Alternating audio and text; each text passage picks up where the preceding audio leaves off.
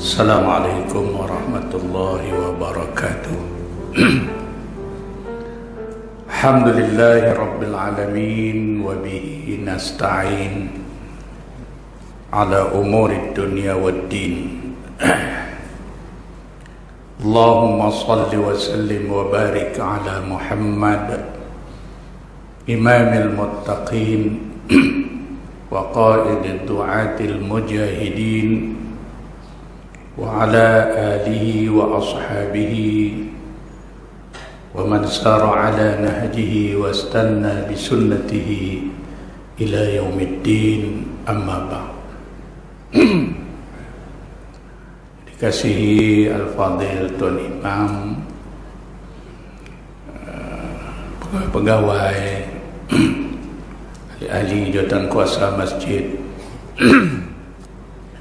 seterusnya tuan-tuan dan puan-puan, para jamaah, mudah-mudahan kita semua dirahmati oleh Allah Subhanahu wa taala. Alhamdulillah, syukur kita kehadrat Allah Subhanahu wa taala, kita dapat berada di rumah Allah yang mulia ini dan kita dapat lagi bertemu dengan bulan Rajab yang mulia. Dan saya pun syukur kerana dapat jumpa lagi tuan-tuan di masjid ni. Mereka kata tak saat ni lebih kurang 20 tahun dulu tak biasa main ni. Lama kan. Sebab tu dengar elok. Nak boleh main pula 20 tahun pula. Melawak. Baru saya teringat ni satu-satunya masjid yang ceramah atas mimbar. Masjid lain tak ada, masjid ni je. Tuan-tuan dan puan-puan sekalian, Rajab adalah di antara bulan yang dimuliakan oleh Allah, dipanggil bulan haram. Dalam Al-Quran, dalam surah At-Taubah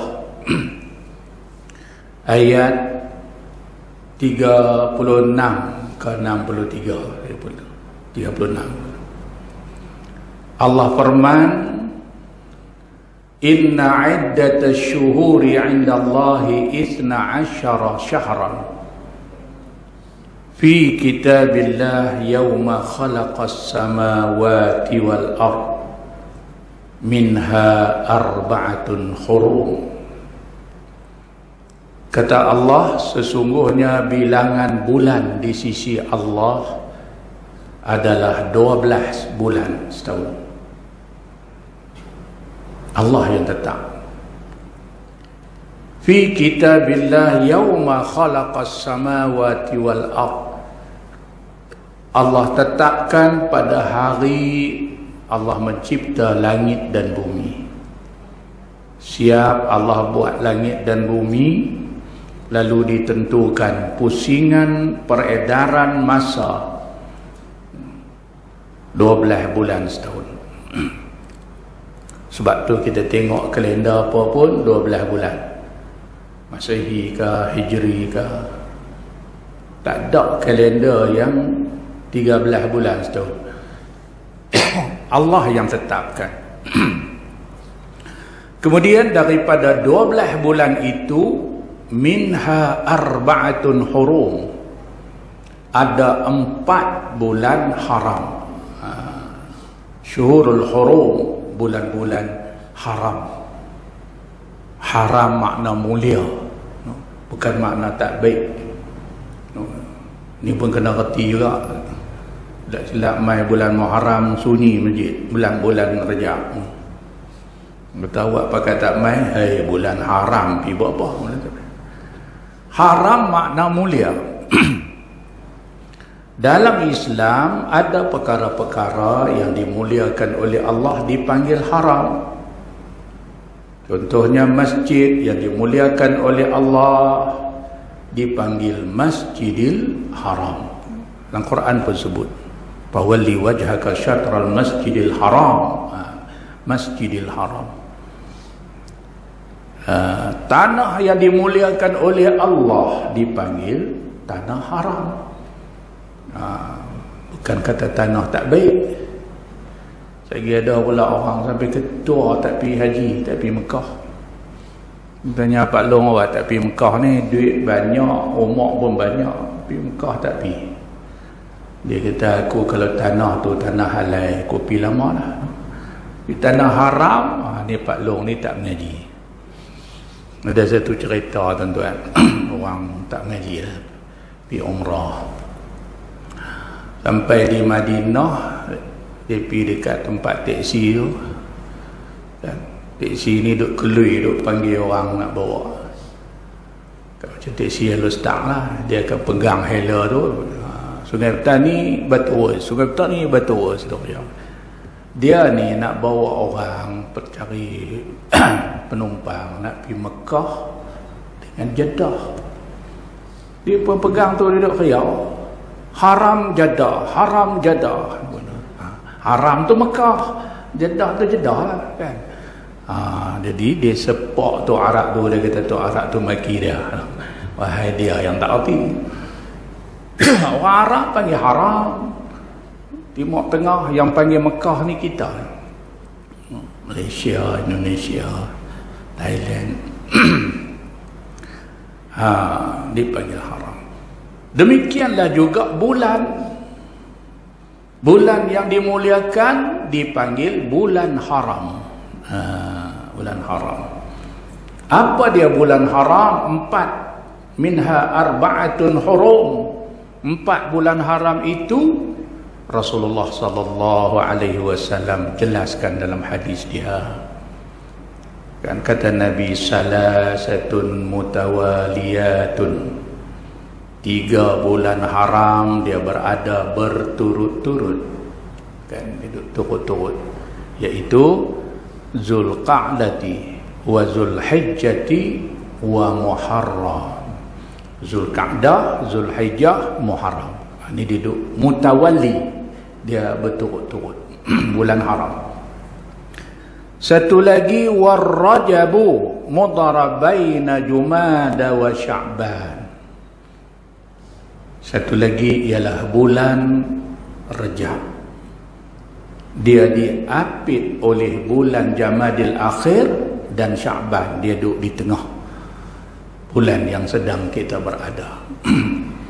Tuan-tuan yang dirahmati Allah sekalian, Rasulullah sallallahu alaihi wasallam kata para sahabat, bila masuk saja Rajab, Nabi berdoa, Allahumma barik lana fi Rajab wa Sya'ban wa ballighna Ramadan.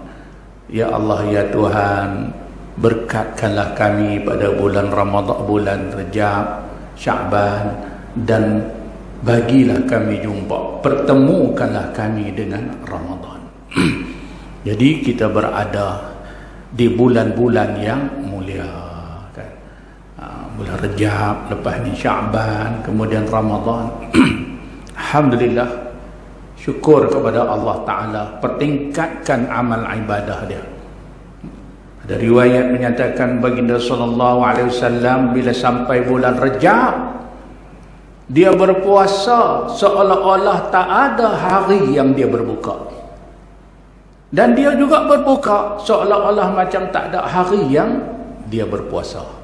Jadi banyak hari Nabi puasa, banyak juga Nabi tak puasa, dia selang-selang. Dan kita, inilah cara kita memuliakan bulan yang dimuliakan oleh Allah, dengan memperbanyakkan amal ibadah kita, puasa, sembahyang sunat, qiyamul lail, sedekah, baca Quran, zikrullah, berdoa banyak. Ni Rajab. Kemudian Sya'ban pula, Sayyidatina Aisyah radhiyallahu anha menyatakan Rasulullah sallallahu alaihi wasallam tidak banyak berpuasa selain daripada Ramadan, melainkan bulan Sya'ban. Bila ditanya kenapa Rasulullah berpuasa, Rasulullah menyatakan, aku suka apabila catatan amalan aku dalam setahun diangkat oleh malaikat kepada Allah, aku dalam keadaan berpuasa. Bulan Sya'ban, kan ni Rejab dah setengah lebih dah, 20 lebih dah nak main Sya'ban. Bulan diangkat catatan amalan hamba-hamba Allah dalam setahun. Jadi Nabi suka bila diangkat catatan tu dia dalam keadaan berpuasa. Makna muka surat akhir kata bila kan catatan amalan tu cantik, kita beribadat, puasa, kalau kita pula baca Yasin, bawa semua. Walaupun hak depan muka apa elok hak merah banyak, tapi hak ujung ni dia lebih kurang gitulah. Pada malam nisfu Sya'ban. Nisfu maksud dia setengah Sya'ban, separuh Sya'ban. Ahmad nisfu, Ahmad setengah. Ni nampak dia lah bu. Orang dulu-dulu ni tuan-tuan, mereka memulia dan meraihkan bulan-bulan yang baik. Kan cuba kita tengok. Bila lah tak ada. Kalau anak tu beranak malam bulan Rejab, dia nanti buh nama Muhammad Rejab. Tak ada dah Muhammad Rejab tu cakap dia. Lama-lama dulu ada, mati pihak tu orang tak buh dah Rejab. Muhammad Rejab. Nama hak pelik-pelik kuih banyak. Ada cuba tengok dalam apa nama internet. Type nama-nama aneh. Kan? Macam-macam pelik. Saya teringat satu nama. Pak dia buah Muhammad Helikopter. Kali pak dia teringin nak helikopter tak boleh buah nama anak. Jadi Mak Rejab. Lah tak ada dah nama Rejab orang tak buah. Mai Sya'ban, lahir bulan Sya'ban buah nama Sya'ban. Sya'ban ni mak nisfu ni saya perasan lah. Perasan mak dia ni beranak kat dia malam nisfu Sya'ban. Maka dibuhlah Ahmad nisfu. Yang dulu kan Allah yarham P. Ramli pun dia buat cerita gambar dia ambil nama bulan ada Muharram, dah kan cerita nama Muharram, Safar, Syawal. Syawal tu dia, tapi Muharram dengan Safar ni pergi jadi penyamun, dia pergi jamin. Cerita Ahmad Albab. Bulan yang diangkat, amal ibadah kita Ramadan lebih-lebih lagi lah kemuncak anugerah Allah Subhanahu wa taala kepada umat-umat Rasulullah sallallahu alaihi wasallam dari segi pahala, keampunan, syurga, kebebasan dari neraka. Jadi Rejab salah satu peristiwa banyak berlaku bulan Rejab ni. Dan pembebasan Baitul Maqdis berlaku bulan Rejab. Kelahiran Imam Syafi'i rahimahullahu ta'ala pun pada bulan Rejab. Perang Tabuk, apa lagi? Dan yang masyhurnya ialah Isra' wal Mi'raj. Satu peristiwa yang sangat hebat dan agung yang dilakukan oleh Allah Subhanahu wa taala ke atas Nabi Muhammad sallallahu alaihi wasallam.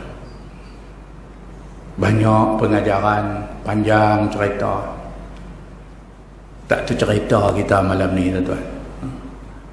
Orang dulu-dulu sebulan dengar Isra' Mi'raj, panggil tok guru baca kitab Kifayatul Muhtaj. Tu kitab Mi'raj daripada awal sampai habis. Kita mau dah kita ceramah sebulan. Kalau tuan-tuan mau pun saya tak mau. Nak main ingat senang. Jalan lah bukan lagu 20 tahun dulu. 20 tahun dulu penerah pukul 6, 7 setengah sampai sini. Lah jangan duk mereka. Saya keluar pukul 5 ni. Baru sampai. Tuan-tuan, tak apalah dengan kadar masa yang kita duk dengar dah lama kan. Malam ni kita ambil lah beberapa pengajaran daripada banyak iktibar yang ditunjuk oleh Allah dalam Isra' Mi'raj menjadi panduan kita. Pertama, Isra' Mi'raj ni berlaku di saat Rasulullah sallallahu alaihi wasallam berada dalam keadaan duka cita yang amat duka cita bagi kehidupan dia, bagi dakwah dia. Pada tahun itu Allah matikan Abu Talib. Siapa Abu Talib? Ponakan dia yang bela dia sampai besar selepas kematian tok wan dia Abdul Muttalib. Bela, bawa niaga atau kemudian dialah yang bagi menikah Nabi dengan Khadijah, dan sampai Rasulullah menerima wahyu dia berdakwah. Dalam dia duk berdakwah tu orang tak suka, masyarakat musyrikin marah, macam-macam mereka hina Nabi, tuduh gila dan sebagainya, dan mereka boleh tuduh ya, tapi tak berani nak mengkasari Rasulullah sebab Abu Talib tu ada, mereka takut Abu Talib. Nabi boleh dakwah. Tuan-tuan bayangkan bila mati Abu Talib, macam mana keadaan Rasulullah SAW dalam nak menghadapi orang-orang musyrikin yang benci kat dia. Semakin agresif mereka, sampailah ke peringkat yang Allah kata, wa iz yamkuru bikal ladzina kafaru liyusbituka aw yaqtuluka aw yukhrijuk wa yamkuruna wa yamkurullah wallahu khairul makirin. Mereka rancang macam-macam kan, untuk mengusir Nabi, untuk menangkap dia, untuk membunuh dia, tapi Allah juga merancang. Perancangan Allah itulah yang terbaik kan? Jadi maknanya di saat tu Nabi sedih dan duk fikir lagu mana nak menghadapi kaum-kaum musyrikin, siapa yang nak membela dia. Kemudian pada tahun itu juga Allah wafatkan Sayyidatina Khadijah pula dah, no? Sebab tu tahun tu dipanggil Amun Huznin, tahun duka cita. Kelahiran Nabi dipanggil Amul Fil, tahun gajah. Ini Amul, sebab kalender hijrah belum ada lagi, ada di zaman Sayyidina Umar. Jadi tahun tu namakan tahun Huznin kerana Nabi duka cita. Khadijah seorang isteri yang banyak menyokong, memberi perangsang dan pengorbanan harta benda dia untuk dakwah Islam. Daripada awal, daripada Rasulullah SAW mula-mula terima wahyu yang pertama, datang Jibril alaihi salam, Iqra ya Muhammad, baca olehmu wahai Muhammad. Nabi kata, ma ana biqari'in, aku tak tahu baca. Dipeluknya Rasulullah kan, disuruh baca-baca. Itulah ayat Iqra bismi rabbikal ladzi khalaq sampai habis. Balik Nabi daripada bertahanus tu dalam keadaan gementar dia, gerunnya dengan ayat Allah yang dia terima, gerun dengan malaikat Jibril alaihi salam. Balik macam nak demam. Abang Kak Khadijah, zamiluni, selimut aku wahai Khadijah, selimut. Khadijah pun selimut sambil bagi semangat kat Nabi, pujuk Rasulullah SAW. La yuhzikallahu abadan innaka latasilur rahim. Allah tidak akan mempersia-siakan engkau selama-lamanya wahai Rasulullah. Engkau orang baik, orang suka menghubungkan silaturahim. Pujuk Nabi. Ni Khadijah. Kalau Kak Jahlah lah duk masa tu macam mana? Balik dalam keadaan ketak, umur dia tokok lagi ada. Itulah rumah tu ada elok, pergi duduk langgar. Dia marah tu. Khadijah dah kan bagi perangsang. Lepas tu bawa pergi jumpa pak saudara dia, Waraqah bin Naufal, seorang alim. Nabi pun cerita apa yang berlaku, dia dengar. Nabi cerita, dia kata, wahai anak saudaraku, kalaulah Allah panjangkan usia aku di hari engkau diusir oleh kaum engkau di Mekah ni, aku akan bersama dengan engkau. Dia tahu dah ini akan terjadi, ini yang akan berlaku kepada Nabi yang terakhir. Dia orang alim, kitab Taurat semua dalam dada dia. Jadi Khadijah cari jalan pujuk bagi Rasulullah tenang, kuat. Harta dia dikorbankan. Dia seorang usahawan wanita yang berjaya, ibu tunggal. Ni isteri pertama Nabi, ibu tunggal. Yang ni kalah kita cari hak koyak Palestin, hak Rikon tak mau. Jadi tak apalah, semua sunnah belaka. Usahawan wanita Khadijah. Sebab tu orang perempuan bila dia berniaga kait dengan Khadijah kan. Jual telekung, buh nama telekung Siti Khadijah. Ambil sempena Khadijah tu. Kan Khadijah ni dekat dia nak wafat, ada riwayat menyatakan dia duduk sakit, dipanggil Rasulullah SAW. Dia kata, ya Rasulullah, aku nak berpesan beberapa pesanan sebelum aku pergi bertemu Allah. Tuan-tuan agak dia nak pesan apa? Kalau kat jah lain kita tahu lah dia nak pesan apa. Itu yang ada pesan, Pak Hang, oi, aku tak lama dah. Kalau kami mati, jagalah anak-anak elok-elok. Lepas tu yang kedua, lagi tanah kubur tak tumbuh rumput, jangan kahwin lain. Tu yang cerita ada orang tiap-tiap lepas sak pergi juru seram kubur bini dia. Lepas subuh seram, sehari 2 kali. Tapi tu imam kata, "Weh, sayang sungguh hang kat bini hang. Aku pun bini mati juga tapi tak sampai tahun tu." Dia kata, "Tak tu imam. Raja hari tu ada berjanji dengan dia dengan roh ni. Lagi kubur tak tumbuh rumput, tak nikah. Ni juru ni nak bagi tumbuh cepat. Juru ni dia cepat lagi tu." Cerita kan. Tuan-tuan, apa pesan Khadijah? Satu, dia kata, "Ya Rasulullah, setelah aku tiada bersamamu, jika engkau menghadapi kesusahan dalam berdakwah, tolonglah pada waktu itu sebut nama aku sama. Biar nama aku bersama dengan kesusahan engkau. Jasad aku sudah tak boleh bersama. Biarlah nama aku saja yang bersama, mengharungi kesusahan dakwah engkau." Yang kedua, jika engkau terputus belanja dalam berdakwah, marilah ke kubur aku. Galilah kuburku dan himpunlah tulang belulang aku. Jika laku dijual, juailah dan ambil hasil dia, gunakan untuk dakwah fisabilillah. Ni kata Khadijah. Hebat tuan-tuan, daripada awal Islam dia berjuang bersama dengan Nabi. Di awal Islam, di peringkat awal Rasulullah dilantik menjadi Nabi, sampailah ke akhir hayat dia Allah ambil dia pada tahun ni juga, tahun Isra Mi'raj. Sedih Nabi. Kemudian dalam keadaan begitu, musyrikin Mekah pun semakin agresif, menghalang dakwah Nabi. Lalu Rasulullah pergi ke Taif dengan harapan orang Taif akan menyokong dia.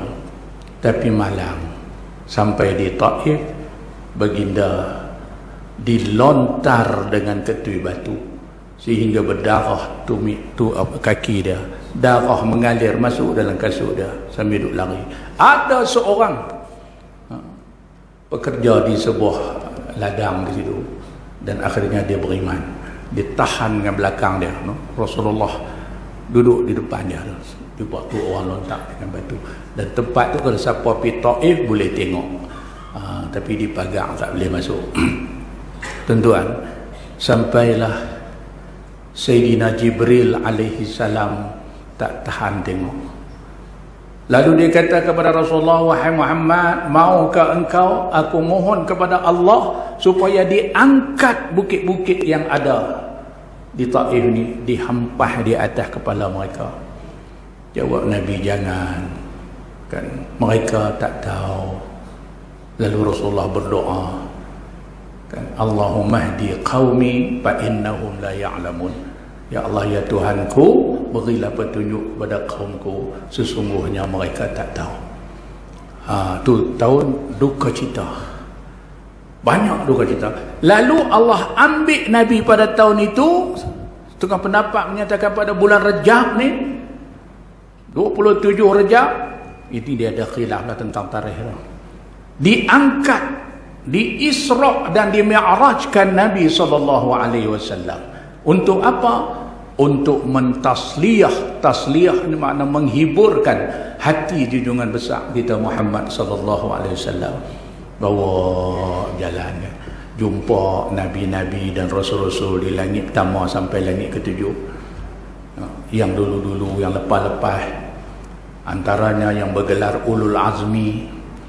Ulul Azmi ini yang menerima ujian yang hebat. Nabi Ibrahim, Nabi Musa, Nabi Isa terima ujian yang cukup dahsyat ni. Tengok Allah tunjuk, Allah perjalankan jumpa mereka ni. Ini satu pengajaran kita kena ambil. Kita pun kalau sedih, kan susah hati, jangan duduk melengung. Ni duduk di rumah sampai masjid tak mai makan, tak mau, jangan. Bangkit, pergi berjalan. Pergilah, mana orang kelian dah dekat sikit. Bila kita berjalan, kita jumpa orang. Dan kita akan dapati, kita duk kata kita ni susah dah, kita ni sedih dah. Ada lagi orang yang lebih sedih daripada kita. Itu hikmah dia, Allah bagi berjumpa dengan Nabi-Nabi dan Rasul-Rasul yang ulul azmi, yang dulunya menerima ujian yang hebat. Nabi Ibrahim dibakar dalam api, Nabi Musa, Nabi Isa dan sebagainya. Tuan-tuan, jadi kita pun kalau susah, cuba pergi jenguk-jenguk orang yang susah daripada kita. Kita akan rasa terubat. Jangan duk murung lah, penyakit orang suka murung. Perah, susah sikit aja murung. Tata start mutu, pergi Pulau Pinang, terjun jambatan. Terjun kelebok, air tak ada. Mujur. Jadi Allah suruh jalan. Akhirnya Allah perlihatkan syurga kepada Nabi SAW. Allah perlihatkan neraka, kan? Dan Nabi menghadap bertemu Allah Subhanahu wa taala. Jadi ini setengah ulama menyatakan sebagai tasliyah, perjalanan untuk menghiburkan hati seorang rasul yang punya tanggungjawab yang cukup hebat. Hati kena tenang. Jadi itu satu. Jadi Isra Mi'raj, Allah nak memujuk, Allah nak mentasliahkan baginda sallallahu alaihi wasallam. Kemudian selain daripada itu juga banyak pengajaran yang Allah nak tunjuk kepada kita umat-umat Rasulullah sallallahu alaihi wasallam. Dengan apa yang Nabi dipertemukan dengan Rasulullah dalam perjalanan minal masjidil haram ilal masjidil aqsa allazi barakna hawlahu linuriyahu min ayatina innahu huwas sami'ul basir. Kan? Allah perjalankan Nabi daripada Masjidil Haram ke Masjidil Aqsa, itu dipanggil Isra. Daripada Masjidil Aqsa naik ke Sidratul Muntaha, itu dipanggil Mi'raj. Mi'raj ni makna tangga. Mi'rajun sulamun, samalah muradif dia, tangga. Dulu-dulu lah Tok Guru duk cerita, lalu didatangkan tangga Mi'raj. Kita duk bayang berapa nak tangga punya, macam mana nak naiknya tinggi. Maila ni cucu bawa Tok Wan dia pi apa nama Lotus ataupun Aman Central. Tok Wan kata aku tak larat nak naik lah, mai lah, pijak-pijak tangga naik sendiri dia baru terfikir, oh ini tangga manusia buat, tambah tangga Mi'raj tu lebih daripada ni. Baru nampak kan. Dulu tak nampak, dulu nampak lagu tangga rumah dia, tangga anak tangga tepi tu ada guri basuh kaki kan, dulu kan, zaman dulu rumah semua ada tangga. Bakut Kedah kat Lestak ni, tuan-tuan tahu saya biasa duduk Kedah, tapi tak lama lah, di Kubang Rotan. orang tu mengaji sekolah menengah kebangsaan Kebangsaan. Rumah-rumah macam tu semua ada tangga tu. Allah tunjuk. Macam tu juga. Sebelum Nabi SAW di Isra' dan di Mi'raj, malaikat Jibril bawa Nabi ke telaga Zamzam. Dibedah dada Nabi. Bedah dengan apa? Dalam kitab Kifayatul Muhtaj dinamakan pisau Nurul Baydah, cahaya putih. Belah dengan pisau cahaya putih. 50-60 tahun dulu Tok Guru baca, kita fikir macam mana pisau cahaya ni, tak boleh nampak. Mailah pembedahan laser, potong mata. Dulu potong sungguh dengan pisau dikikis sungguh, lah tak pakai laser. Oh betul Isra' Mi'raj. Sebenarnya cerita agama ni betul, cuma masa belum sampai untuk kita nak nampak dengan cara jelas. Kan? Jadi diperlihatkan bermacam-macam kepada Nabi tentang perjalanan seorang hamba yang nak menuju Allah Subhanahu wa taala. Perjalanan yang jauh itu di mana akhirnya? Akhirnya ialah menghadap Allah, menerima perintah solat. Tuan-tuan, ni pun satu perjalanan yang menunjukkan bahawa inilah perjalanan hidup kita. No? Kemanakah kita ni sebenarnya? Kan? Aynama takunu yudrikumul maut walau kuntum fi burujin musyayyadah. Di mana juga kamu berada, kematian akan mendapati kamu. Walaupun kamu berada dalam binaan yang kukuh, kamu akan balik kepada Allah, kamu akan menghadap Allah. Ni cerita yang kita kena ambil pengajaran. Ramai juga, lama juga kita duk dengar Isra' Mi'raj, Nabi menghadap Allah. Dia duk nampak lagu Nabi yang menghadap Allah. Dia ada. Inilah dia perjalanan hidup kita. Pergilah kita ke mana pun. Muda kita kerja Pulau Pinang, lepas tu Ipoh, lepas tu Selangor, akhirnya tukar balik main Kedah apa semua. Last kali di mana? Last kali akan sampai di depan Allah Subhanahu wa taala. Isra' Mi'raj tunjuk kat kita, kadang-kadang kita tak perasan bahawa apa perjalanan Rasulullah tu, itulah perjalanan hidup kita. Kita kena ingat, no? Mau tak mau kita akan menghadap Allah.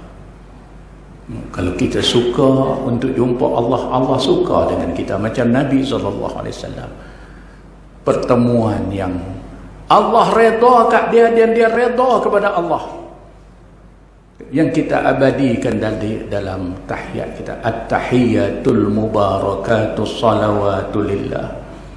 Assalamu alayka ayyuhan nabiy wa rahmatullahi wa barakatuh. Tu pertemuan, dialog pertemuan Allah dengan Nabi SAW. Allah terima sebagai hamba yang dia kasih dengan penuh kemuliaan, ya, dengan penuh kemuliaan. Lalu ada satu hadis riwayat Sayyidatina Aisyah radhiyallahu anha, Nabi kata, man ahabballahu liqa'ahu ahabballahu liqa'ahu. Man ahabballahu liqa'allah ahabballahu liqa'ahu. Siapa yang kasih, suka, gembira nak bertemu Allah, Allah juga gembira untuk bertemu dia. Wa man kariha liqa'allah karihallahu liqa'ahu. Siapa yang benci, tak mau jumpa Allah, Allah juga benci untuk bertemu dengan dia. Tuan-tuan, pertemuan yang berjaya seorang hamba dengan Tuhan dia ialah orang yang suka untuk nak bertemu Allah. Bila suka ni, kena semua ada pada kita lah. Iman kita kemas, bekalan amal kita banyak. Orang yang tak suka ni, benda-benda ni tak ada. Tuan-tuan, sebab dia duk fikir, dia ingat dia tak beriman, dia tak beramal, dia tak jumpa Allah. Tak boleh, dia kena jumpa. Jumpa Allah di satu tempat. Kita seorang-seorang akan pi, orang lain tak ikut. Sebab tu tengok Isra' Mi'raj pun kan, Jibril teman Nabi daripada Masjidil Haram sampai ke langit pertama, langit kedua, langit ketiga, sampai langit ketujuh. Kan Nabi nak naik ke Sidratul Muntaha, Jibril kata, aku hanya dapat teman engkau setakat ini saja Muhammad, aku tak boleh naik lebih. Kalau aku naik juga terbakar. Ini juga memperlihatkan perjalanan kita kan. Kita duduk atas dunia ni ramailah kawan, pergi sana, ramai kawan, pergi sini, jumpa orang teman orang. Tapi bila kita mati, masuk kubur, kita seorang lah. Orang lain kata kami takat ni lah nak tolong orang. Tak boleh lah. Nak terjun duduk dalam tu sama. Walaupun dulu bukan main berjanji atas menara letak. Kita hidup semati. Sehidup semati apa jadi pun. Boleh sembang lah sampai lah kita tak pernah jumpa. No? Isteri meninggal, orang ke bumi, dia pun ingat dulu janji atas menara tu, dia pun terjun sama, tidur kami dia dalam kubur. Tak ada. Habis sangat nak duduk menangis ke tepi kubur. Tu pun 3 hari yang meleleh air mata. Masuk hari keempat meleleh air liur. Lari. Isra' Mi'raj tunjuk betul. Jibril boleh teman Nabi hanya takat langit ke-7. Sampai Sidratul Muntaha tak boleh. Ketika Nabi bertemu Allah, hanya Allah dan Nabi SAW. Ini hakikat yang kita juga akan lalui, tuan-tuan dan puan-puan. Ditunjuk oleh Isra' dan Mi'raj. Baiklah. Kemudian Isra' Mi'raj juga tunjuk kepada kita halangan yang ada di dalam perjalanan hidup kita. Nak bertemu, nak balik kepada Allah sebagai orang yang berjaya, Allah kasih kat dia. Bukan satu perjalanan yang mudah. Macam-macam halangan dan ujian kita kena tempuhi. Tengok awal-awal perjalanan Rasulullah SAW kan, diriwayatkan baginda dikejar oleh sekerumpulan jin afrit. Cerita dalam kitab-kitab tu loh. Sambil membawa obor jamu. Kan obornya baru, dulu orang panggil jamu. Kita pun ada buat tu.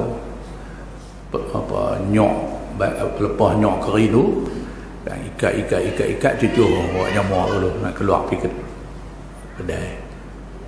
Jerami kan. Lah orang panggil obor. Rupanya larian obor yang pertama sukan Olimpik jin yang buat malam Isra' Mi'raj. Dia lari bawa obor. Itu kita tak erti ikut, sukan je ikut. Tapi lah mufti tegur tak ada lah. Kejap. Lalu Rasulullah baca doa Bismikallahumma, panjang sikitlah doa ni. Rebah jin afrit syaitan ni belilah.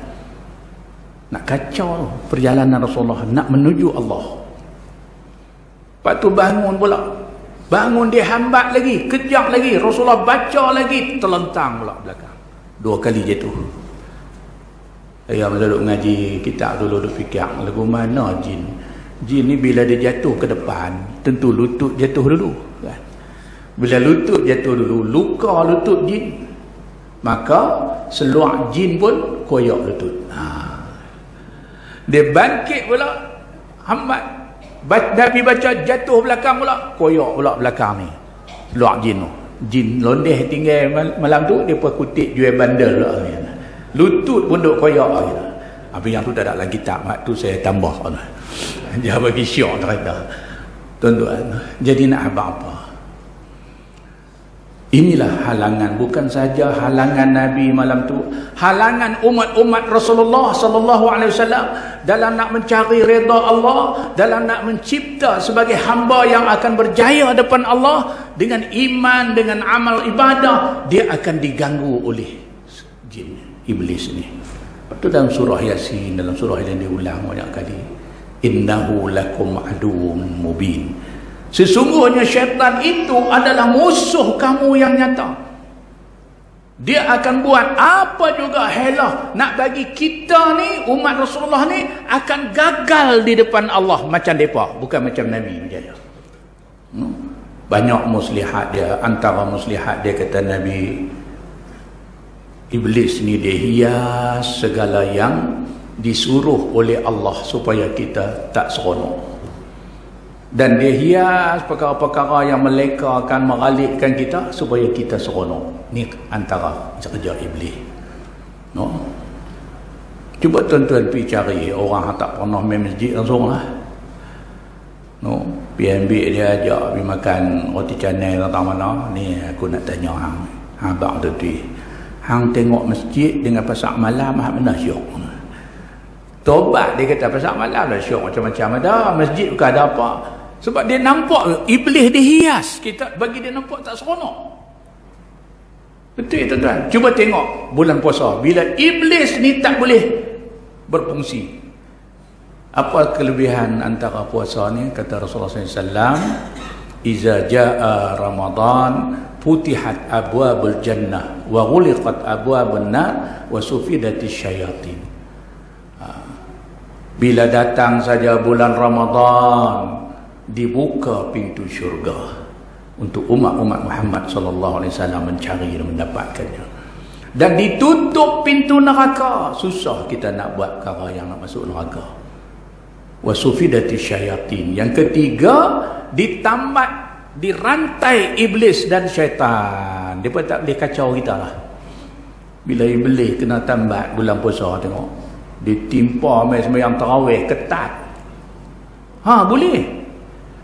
Tengok tengah-tengah tempat tu imam kena pergi buah kemah lah depan. Mai ramai. Ada kawan tak pernah main masuk pintu tu, jumpa kawan dia hujung ni.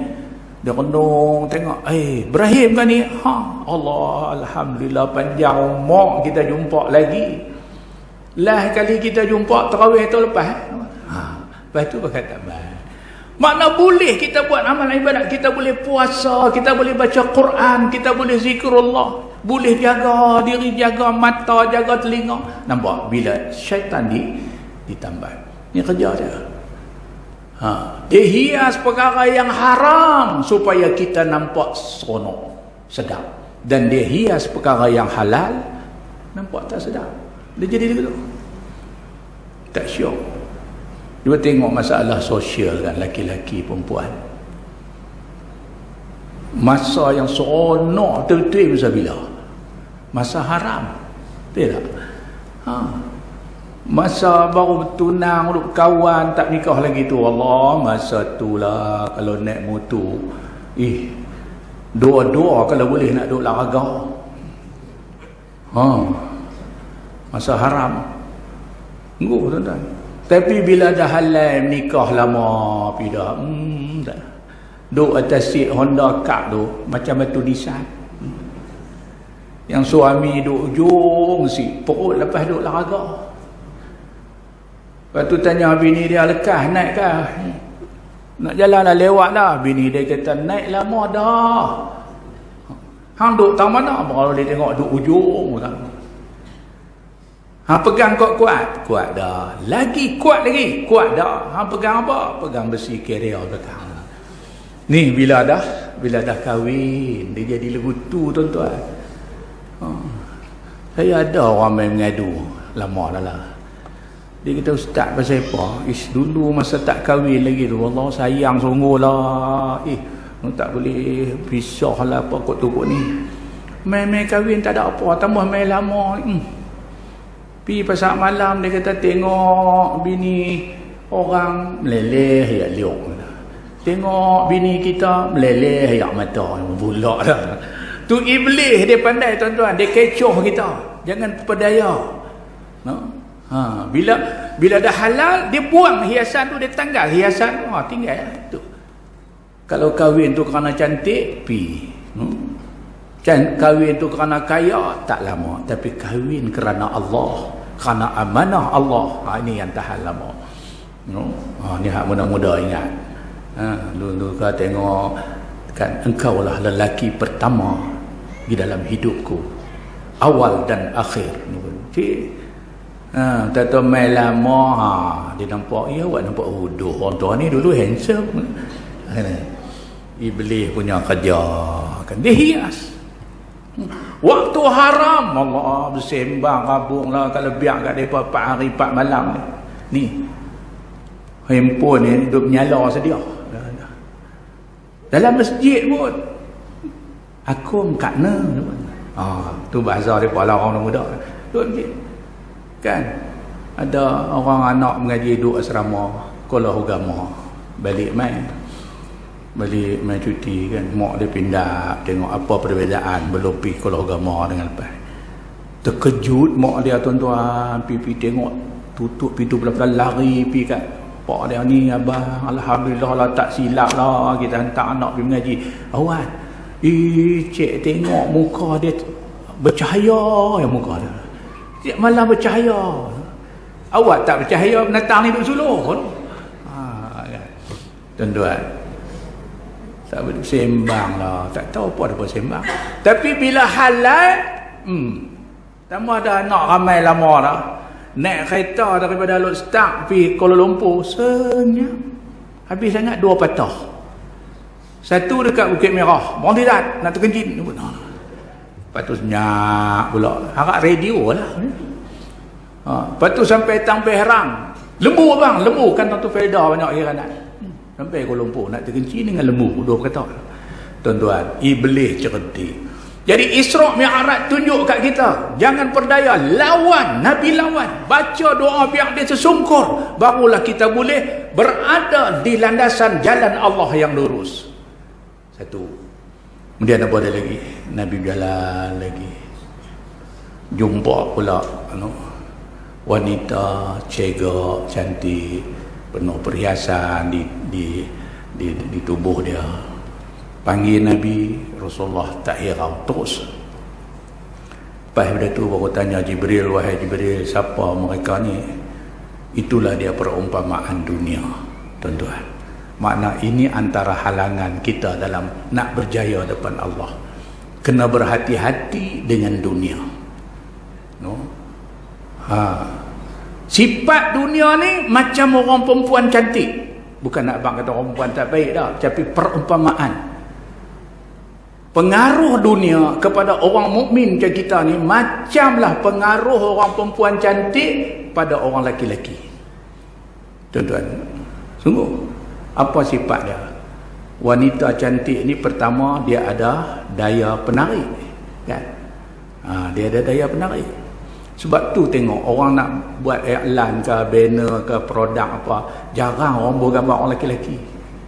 Tak ada. Adalah 1-2 berah jasmin. Tu apa lagi kak? Hak lain pun gambar orang perempuan. Tu ada nak jual traktor, buat gambar besar, buat orang perempuan hantar traktor. Apa kena mengenal orang perempuan dengan traktor? Sebab dia ada daya penarik. Zuyyinil nasi hubbu syahwati minan nisa. Sampai habis. Zuyyina lin nasi hubbu syahwati minan nisa. Allah hiasi. Tu nak habaq sifat, bukan nak habaq orang perempuan tak baik. Saya biasa nak pergi tukar tayar, kedai tayar ni di dinding tu dia pun banner besar, tayar ada amoy dia tongkat dagu gitu. Dia kata apa pasal taruh itu gambar amoy, angkat tu tayar dapat sekali itu amoy. Dia kata tak ada haji, orang tengok itu amoy baru tengok itu tayar. Kan dia buat gambar tu imam tu tongkat dagu dia tu dengan cermin mata dia dengan serban dia, pakai raput tayar tu orang tu siapa. Nak bang kata dunia ni dia ada daya penarik, kan? Orang selalu tengok, orang tengok. Kemudian yang kedua sifat orang wanita, orang tak pernah rasa jemu, kan? Dunia pun begitu, tak pernah rasa jemu, tak pernah rasa cukup. Depan bini je hang lama hoi, dulu kini dan selama-lamanya. Main masjid sembang di luar tu, aku 3 kota lagi main tu biasalah orang lelaki-lelaki, orang jantan cuma berani dengan dak lah. Bang kata bukan tak berani ustaz, pergi pekan Rabu tengok mereka ada jual ubat kuat, ubat berani tak ada jual, kalau ada kami beli dah. Jadi tak pernah cukup. Itulah sifat dunia pada orang mukmin, dia tak pernah rasa jemu, tak pernah rasa cukup.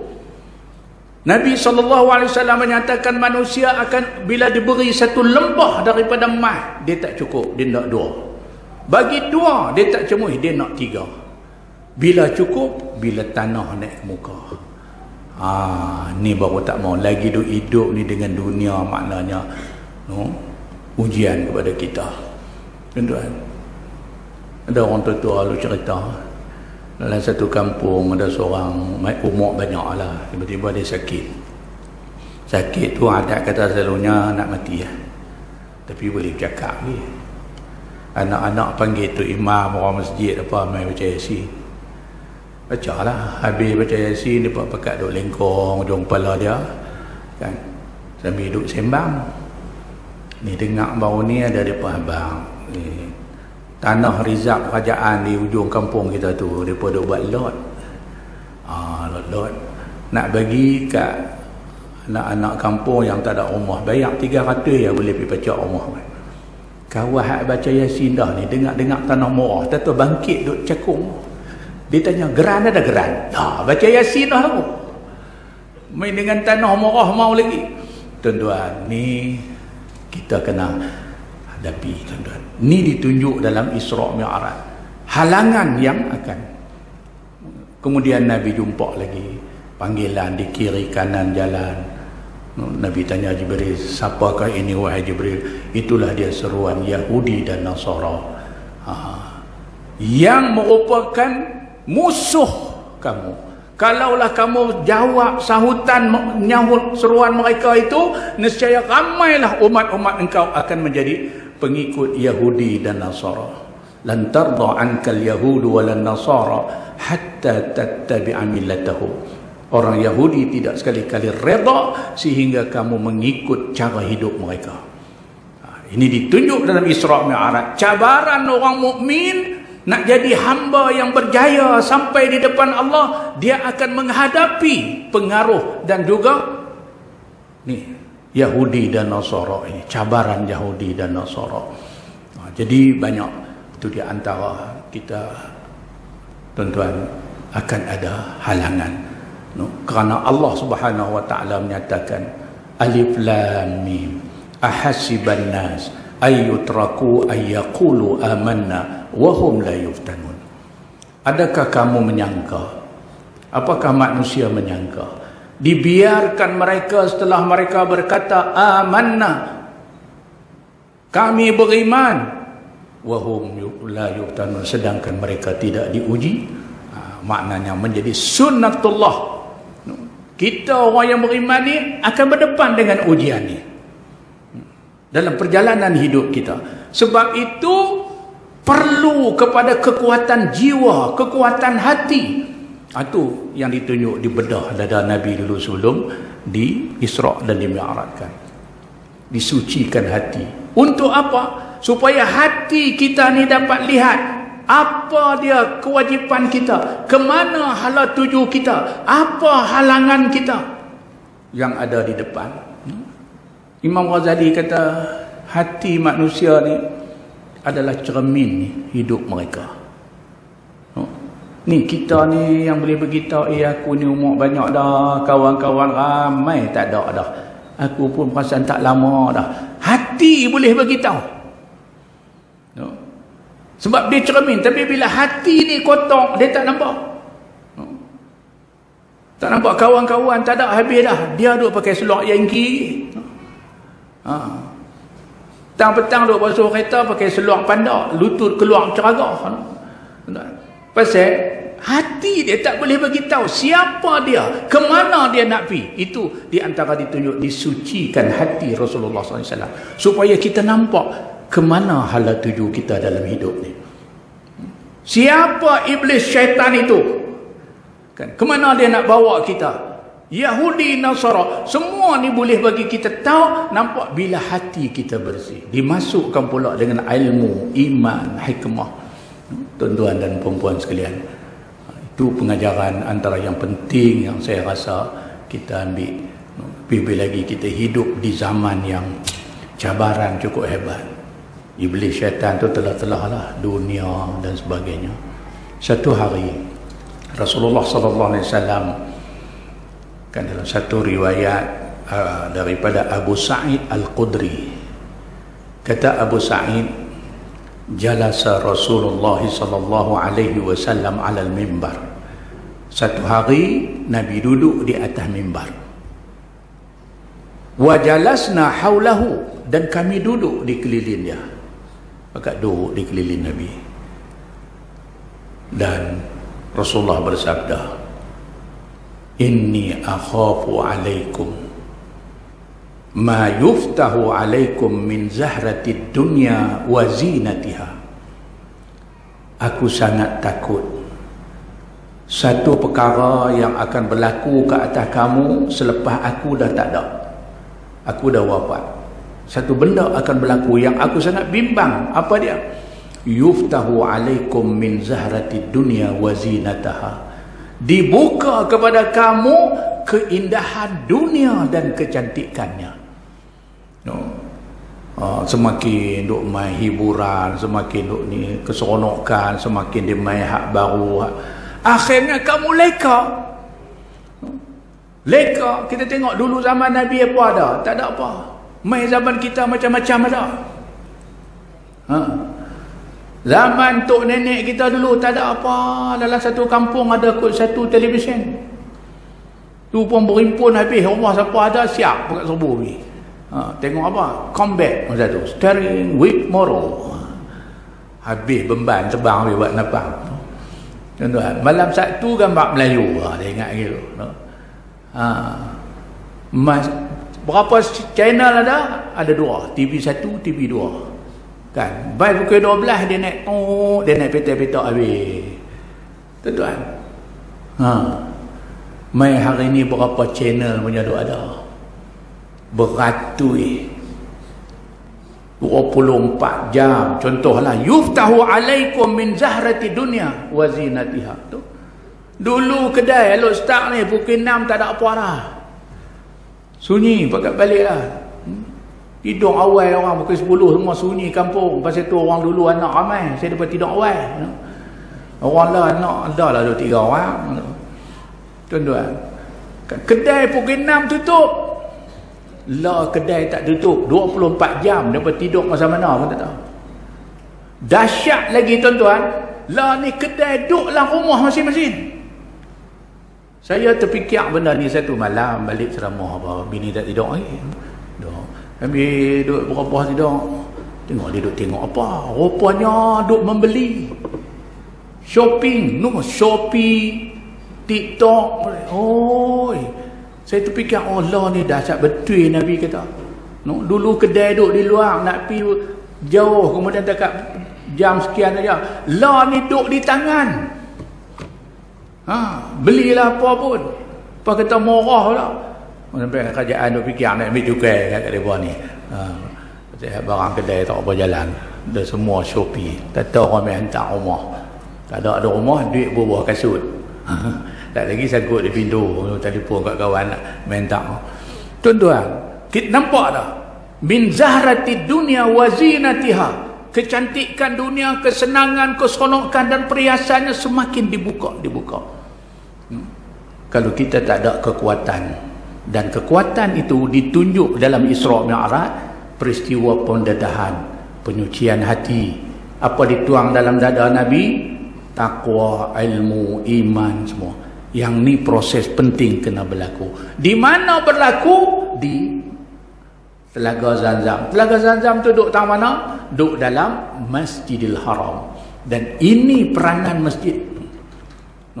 Peranan masjid ialah menyucikan hati anak qaryah supaya ada kekuatan menanam ilmu. Kita yang main masjid pun kena pasti. Kalau tadi main hati tak apa nak elok, keluar masjid kena lebih elok, lebih cantik. Kita main masjid tadi ada benda kita tak tahu, masuk masjid dengar mengaji, keluar bertambah ilmu kita. Kena ada perhitungan. Barulah kita jadi umat yang kuat, yang mampu menghadapi apa juga halangan dalam perjalanan, dan akhirnya kita sampai kepada Allah dalam keadaan yang berjaya. Itu antara. Dan kekuatan yang utama tak lain dan tak bukanlah apa yang Allah Ta'ala bagi kepada Nabi dalam akhir perjalanan Rasulullah bertemu Allah, iaitulah difardukan sembahyang 5 waktu. Ini adalah kekuatan. As-salatu imaduddin. faman aqamaha aqamadin wa man tarakaha hadamadin. Nabi kata siapa yang mendirikan sembahyang, dia menegakkan agama dia dalam diri dia, selamat dia. Wa man tarakaha, siapa yang tinggal sembahyang, hadamadin, runtuhlah agama Islam dia. Sungguh kita dalam keadaan kekalutan, ujian banyak anak-anak kita. Kalau kita jaga sembahyang, insya-Allah, walaupun dia agak buah sikit berlahawai, tapi dia akan balik. Sebab tonggak nak jadi baik tu, tiang agama tu ada dalam rumah, dalam hati dia. Lepas tu orang tua kita dulu kan, bukan reti bagi motivasi apa kat kita, mereka jaga doa. Saya ingat yang orang tua kita dulu. Satu, sembahyang. Yang kedua, Quran. Doa ni. Jadilah kita gula ni. Tak ada siapa mai pakar motivasi, mai bagi apa kat kita pun. Rupanya ini, bila ada tiang Islam dalam diri, walaupun peringkat awal dia terbabas, tapi lagi tiang tu ada harapan dia nak kena melok balik. Rumah tangga pun lagu tu. Kalau suami isteri jaga sembahyang Allah, bergaduh-bergaduh lah. Kan biasalah. Sedangkan lidah lagi kan tergigit, ini kan pula suami isteri nyanyi di kandang kuda. Tuan-tuan, tapi kalau ada sembahyang, suami isteri ahli solat, dia boleh selesai. Saya tahu, saya duduk juga agama. Kalau hak mai tu jenis suami sembahyang, isteri sembahyang, senang, gaduh sikitlah. Kita nasihat isteri, lepas tu panggil suami, nasihat suami, lepas tu panggil dua-dua. Elok. Selesai balik. 6-7 bulan lepas tu jumpa di pasar malam. Oi, hari tu ni kan, apa abang? Alhamdulillah Ustaz, ada pula ada. Nampak. Berjaya lah kan. Tapi kalau suami tak sembahyang, isteri tak sembahyang, hak ni cukup susah. Kita kaunseling mereka kaunseling kita balik. Lah kali kita perambat tak jadi kerja ni. Tuan-tuan, sebab tiang asas nak jadi kebaikan tu tak ada, iaitulah solat. Sebab tu Allah perintahkan dia tak sama dengan Allah perintahkan syariat-syariat agama yang lain. Hak lain semua wakil melalui Jibril wahyu, tapi solat dah Allah jemput Nabi sendiri. Pasal apa? Inilah dia kekuatan umat Islam. Tiang agama dalam diri kita solat. Tiang agama dalam qaryah ialah salatul jamaah. Lagi tuan-tuan jaga tiang agama sembahyang jemaah ni, Islam akan hidup dalam kampung kita. Lagi kita jaga solat dalam diri kita, Islam akan subur dalam diri kita. Jadi saya rasa itulah beberapa perkara penting sedutan daripada Isra' wal Mi'raj untuk kita renungkan. Kita dengarlah banyak lagi kita ni kan. Kita ambil sebahagian untuk renungan kita kali ini. Mudah-mudahan kita menjadi hamba yang berjaya macam Nabi SAW, mengharungi cabaran dalam perjalanan dan akhirnya sampai kepada Allah. Allah redha kepada dia dan dia redha kepada Allah. Itulah jalan dan pertemuan yang kita harapkan berlaku pada diri kita apabila kita dipanggil balik menghadap Allah Subhanahu wa taala. Jadilah setakat itu untuk renungan kita bersama. Mudah-mudahan apa yang saya sampaikan itu dapat memberi peringatan pada diri saya dan tuan-tuan sekalian dalam sama-sama kita mencari keredaan Allah Subhanahu wa taala.